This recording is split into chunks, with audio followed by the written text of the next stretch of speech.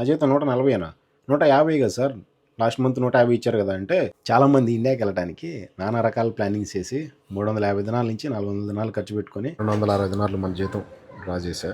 Hi friends, అందరికీ నేను మీ శివ. ఈ నెల కూడా మనకు శాలరీ అయితే వచ్చింది, కానీ మొన్న వచ్చిన హదియా అండ్ ఈ నెల శాలరీ రెండు కలిపితే మనకి ఇండియాకి ఎంత పోతుందని చెప్పేసి మీకు వీడియోలో క్లారిటీ చూపిస్తా. పనే లేకుండా జస్ట్ ఏదైనా జమియా డ్యూటీలు అవి ఇవి చూసుకుంటా ఈ బాంబులు పట్టడం వల్ల నిజంగా చాలా అంటే చాలా తగ్గిపోయింది పని.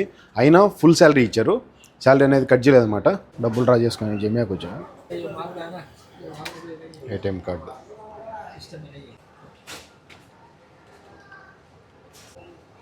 క్యాష్ విత్ డ్రా 260 దినాలు. 260 దినాలు మన జీతం డ్రా చేశా. నేను ఇప్పుడు 260 దినాలు డ్రా చేసుకుని వచ్చా అమౌంట్.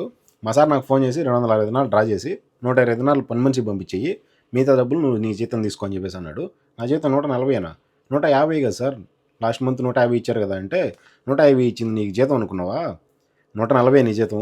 10 దినాలు నీకు పోలీసు ఫైన్ పడింది కదా, ఆ ఫైన్ కట్టుకునేదానికి 10 దినాలు ఇచ్చాను. 20 దినాలు ఫైన్ పడింది అన్నావు, 10 దినాలు నీది 10 దినాలు నాది అన్నట్టుగా ఇచ్చానని చెప్పేసి అన్నాడు. అరే నేను ఏదో జీతం పెంచాడని చెప్పేసి చాలా హ్యాపీ ఫీల్ అయ్యా. కానీ దాంట్లో 20 దినాలు పక్క తీసి పెట్టేశాను అనమాట.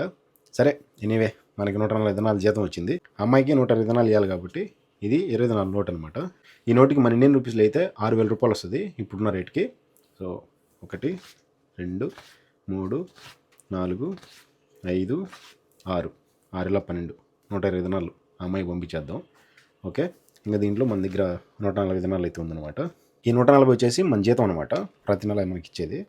ఇది వచ్చేసి హదియా అనమాట, 42 దినాలు. ముందు నేను ఒక్కడినే ఉండేటోడిని, ఇప్పుడు అన్న కూడా ఉన్నాడు కాబట్టి అన్న కూడా హదియా మంచిగా వచ్చింది. సేమ్ ఎవరైతే అంత ఇచ్చారో మా అమ్మ కానీ మా మేడం కానీ మా సార్ కానీ అండ్ వాళ్ళ సారు వాళ్ళ మేడం అందరూ 5 దినాలు అయితే ఇచ్చారనమాట. కానీ వాళ్ళ మేడం నాకు పెద్దగా పరిచయంలా, ఎక్కువ మాట్లాడదు. సో అందుకని చెప్పేసి ఆమె నన్ను మర్చిపోయి నాకైతే డబ్బులు ఇలా. అన్నకి ఒక 5 దినాలు ఎక్స్ట్రా వచ్చింది ఈసారి హదియా మాత్రం. నాకు 42 దినాలు వచ్చిందంటే అన్నకి 47 దినాలు నాకు వచ్చిందనమాట. సో కొంచెం ఒక 5 దినాలు కలిసి వచ్చిన మనకి 500 రూపాయలు కలిసి వస్తుంది. అట్లే ఏం చేద్దాం, ఇంకోసారి ఆడడం మనకి ఇచ్చినప్పుడు అన్నకి ఇరు, అంటే అన్న కొత్తగా వచ్చాడు కాబట్టి. అలా నాకు తెలిసిన వాళ్ళు అన్నకు తెలియదు, అన్న తెలిసిన వాళ్ళు నాకు తెలియదు. కష్టపడకుండా కూర్చొని తినాలన్నా కూడా రాసిపెట్టి ఉండాలి. కొత్త ఫోన్ రావడానికి కారణం నేనే.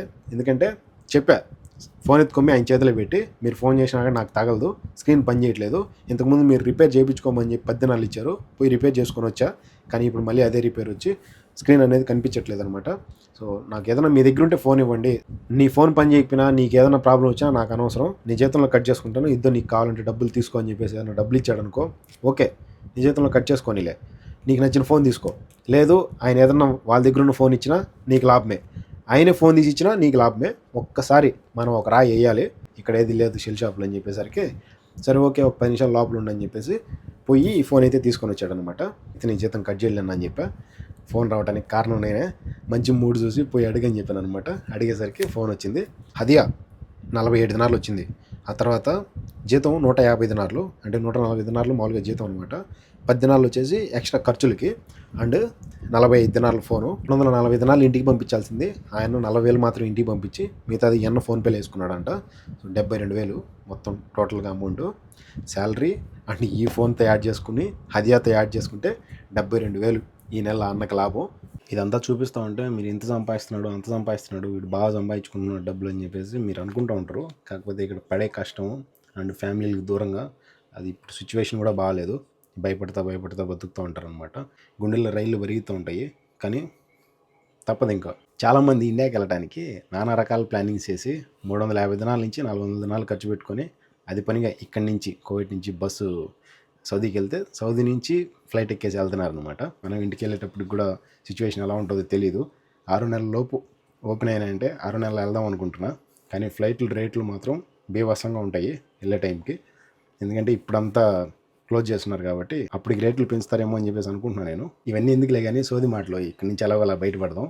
అంటే 10 దినాలు ఎడార్లో పని చేయడానికి వెళ్ళాను కదా నేను, అప్పుడు ఇచ్చారు 10 దినాలు, అది మిగిలింది కదా అది. సో మొత్తానికి 192 దినాలు.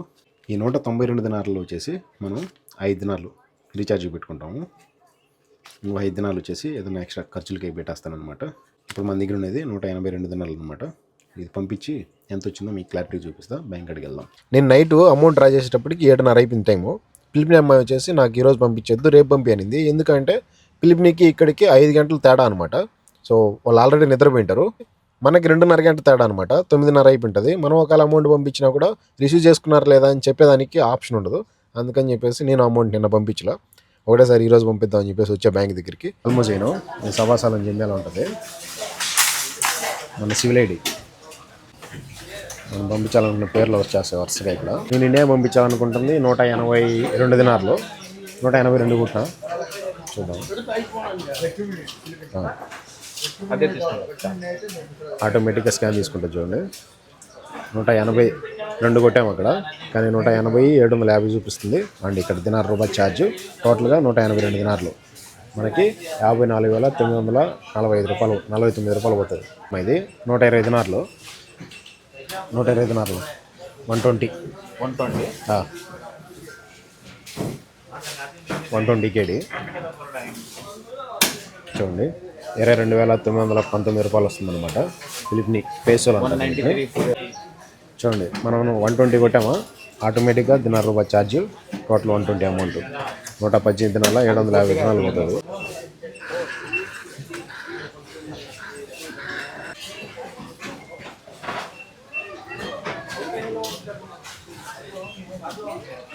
మొత్తానికి డబ్బులు అయితే పంపించేసా. ఈ 10 దినాలు వచ్చేసి మనకి ఖర్చులకు అనమాట. చూసారు కదా, మన ఇండియాకి డబ్బులు పంపించడానికి మీకు ఈ పేపర్ కూడా క్లారిటీ చూపించినట్టుంది. లాస్ట్ టైం ఇదే మరి చూపించేదానికి పిలిపిన అమ్మాయి నెంబర్ కనిపించిందని చెప్పేసి ఆ నెంబర్కి ఫోన్ చేశారనమాట. ఆ తలకాయ నొప్పి ఎందుకని చెప్పేసి నేను ఇంత డీటెయిల్స్ చూపించట్లా. మనం ఏ ఐడి యూస్ చేసాము, ఏ ఐడి నుంచి వాళ్ళకి అమౌంట్ సెండ్ చేసాము, వాళ్ళ నెంబర్ ఏంటని చెప్పేసి క్లారిటీగా దీంట్లో ఉంటాయి డీటెయిల్స్లో.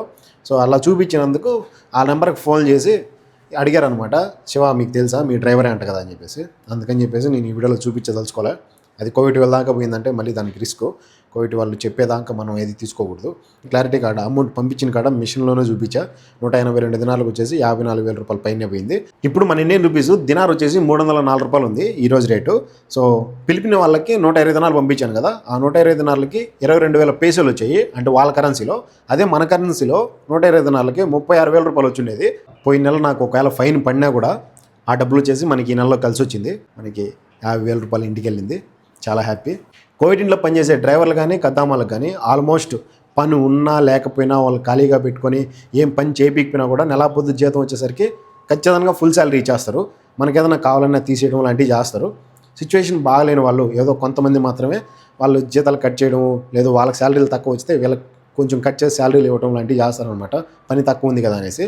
కానీ బయట పని చేసుకునే వాళ్ళకి మాత్రం రూమ్ రెంటు, తిండి, ఇంటికి ఫ్యామిలీకి పంపించుకోవాలన్నా, వీళ్ళ ఖర్చులకు కావాలన్నా పని చేస్తేనే వాళ్ళకి డబ్బులు వస్తుంది. స్కూల్ అనేటివి ఓపెన్ అంటే అందరికీ పని దొరుకుతుంది. అండ్ బయట కూడా ఈ వారం అది అయిపోయిందంటే పని చేసుకునే వాళ్ళకి కష్టం లేకుండా ఉంటుంది అనమాట. ఒక్కోసారి మనకు పని చేయకపోయినా కూడా డబ్బులు వస్తుంది కదా అనిపిస్తుంది. ఒక్కోసారి సౌండ్లు వచ్చి సైరన్లు వచ్చినప్పుడు, డబ్బా సౌండ్లు వచ్చినప్పుడు, అరే ఈ బతికెందుకు రా, ఇంటికి పోతే బాగుంటుంది, ఫ్యామిలీ దగ్గర ఉంటే బాగుంటుంది, డబ్బులు లేకపోయినా పర్లేదు అనిపిస్తుంది అనమాట. సో మన మైండ్ సెట్టే అట్టుంటుంది. కొంచెం భయం వేసినప్పుడు ఒకలాగా, బాగున్నప్పుడు ఒకలాగా, మనకి ఊరికే కూర్చోబెట్టైనా డబ్బులు ఇస్తున్నారు కదా అనే ఆలోచనలో ఒకలాగా ఉంటుంది.